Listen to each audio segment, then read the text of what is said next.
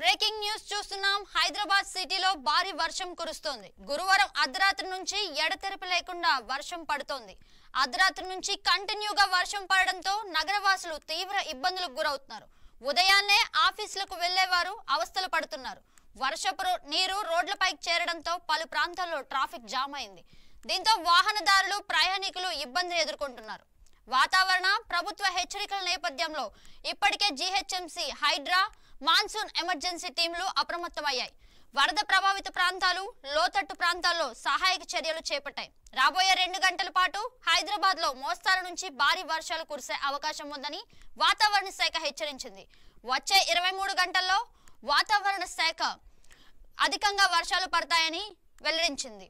వర్షాలు కురుస్తున్న వాతావరణ కేంద్రం ప్రకటించింది. ఆదిలాబాద్, జగిత్యాల, కొమరంభీం, ఆసిఫాబాద్, మహబూబ్ నగర్, నారాయణపేట, నిర్మల్, నిజామాబాద్ జిల్లాలో తదుపరి 2-3 గంటల్లో తేలికపాటి వర్షం కురుస్తుందని తెలిపింది. గంటకు 40 కిలోమీటర్ల వేగంతో ఈదురుగాలులు, తేలికపాటి ఉరుములతో కూడిన వర్షాలు వచ్చే అవకాశం ఉందని పేర్కొంది. మరోవైపు శంషాబాద్ లో వాతావరణ అనుకూలించక పలు విమానాలు దారి మళ్లించారు. ముంబై, పూణే, కలకత్తా నుంచి హైదరాబాద్ లో ల్యాండ్ అవ్వాల్సిన పలు విమానాలు గన్నవరం విమానాశ్రయంలో ల్యాండ్ అవుతున్నాయి. ఇక భారీ వర్ష సూచన నేపథ్యంలో అధికారులు అప్రమత్తంగా ఉండాలని సీఎం రేవంత్ రెడ్డి ఆదేశించారు. అటు హుస్సేన్ సాగర్ తో పాటు ఉస్మాన్ సాగర్, హిమాయత్ నగర్ జలాశయాలను ఎప్పటికప్పుడు అధికారులు పర్యవేక్షిస్తున్నారు.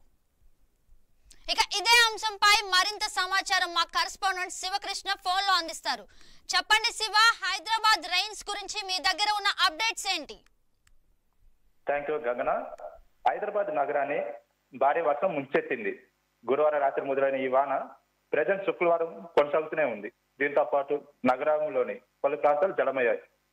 అంతేకాకుండా Banjara hills, jubilee hills, Panjagutta, Ameerpet, Secunderabad, LB Nagar వంటి ప్రధాన ప్రాంతాల్లో జలమయం కావడం వల్ల జీవన వ్యవస్థ మొత్తం ఆగిపోయింది.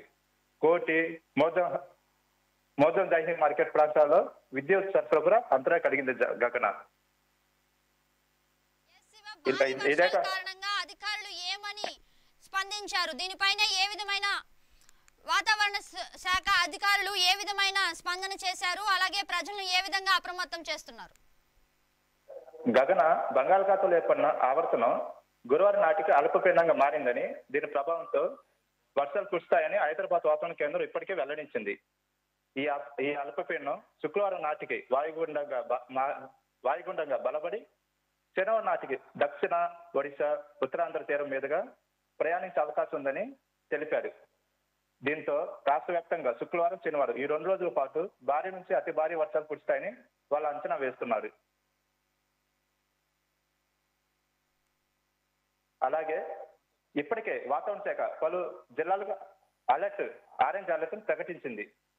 అవి ఏంటంటే ఆదిలాబాద్, ఆసిఫాబాద్, మంచిర్యాల, నిర్మల్, నిజామాబాద్, భూపాల్పల్లి, ములుగు, కొత్తగూడెం, వరంగల్ సహా కొన్ని జిల్లాలకు అధికారులు ఎల్లో అలర్ట్ ప్రకటించారు.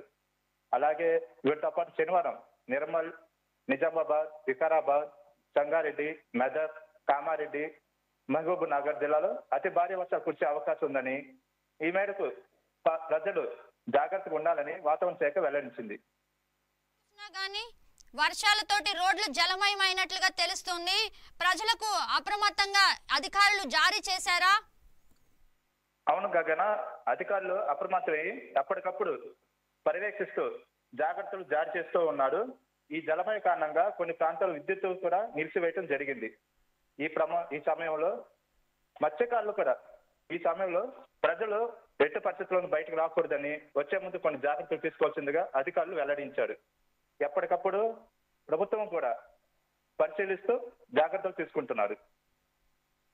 అలాగే ప్రయాణాలకు కూడా ఆటంకం కలిగే విధంగా ఉంది. దానిపైన మీ దగ్గర ఉన్న అప్డేట్ ఏంటి?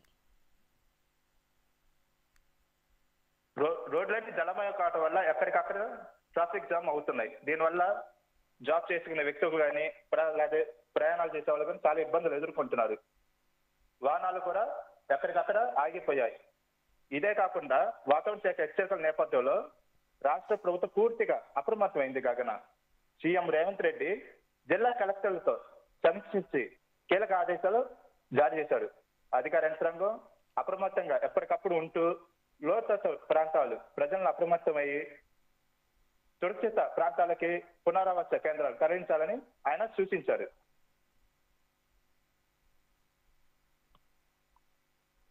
Right, thank you for the update Shiva.